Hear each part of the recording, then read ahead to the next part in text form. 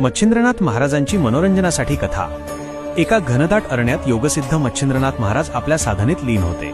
ते शांतपणे ध्यान करत असताना काही क्रूर आणि भुकेले राक्षस तिथे आले। त्यांनी महाराजांना पाहिले आणि त्यांच्या मनात त्यांना आपले भक्ष्य बनवण्याचा विचार आला। राक्षस महाराजांजवळ आले आणि गर्जना करत म्हणाले, आम्हाला खूप भूक लागली आहे, तू आमचं अन्न हो। महाराजांनी शांतपणे त्यांच्याकडे पाहिले आणि स्मितहास्य केले। ते म्हणाले, माझं शरीर खाण्याआधी माझ्या ज्ञानाचा स्वाद तर घ्या। जर ते तुम्हाला आवडलं नाही तर तुम्ही मला खाऊ शकता। राक्षस थोडे गोंधळले, पण महाराजांच्या तेजाने आणि शांत स्वभावाने ते प्रभावित झाले। त्यांनी महाराजांची अट मान्य केली। मच्छिंद्रनाथांनी मग त्या राक्षसांना ध्यान, भक्ती आणि अध्यात्माचे गहन ज्ञान शिकवले। त्यांनी त्यांना जीवनाचा खरा अर्थ समजावला आणि करुणेचा मार्ग दाखवला। महाराजांच्या पवित्र संगतीने आणि ज्ञानाच्या प्रभावाने त्या राक्षसांचे हृदय परिवर्तन झाले। त्यांची क्रूरता नाहीशी झाली आणि त्यांच्या मनात शांतीचा अनुभव आला।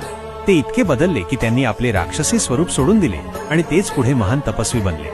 त्यांनी त्याच जंगलात आश्रम उभारले आणि आपले उर्वरित जीवन भक्तांची सेवा करण्यात आणि लोकांना आध्यात्मिक मार्गावर आणण्यात घालवले। या कथेची शिकवण, मच्छिंद्रनाथ महाराजांची असीम करुणा आणि त्यांच्या ज्ञानाची शक्ती इतकी महान आहे की ती अगदी क्रूर आणि हिंसक राक्षसांनाही साधू बनवू शकते।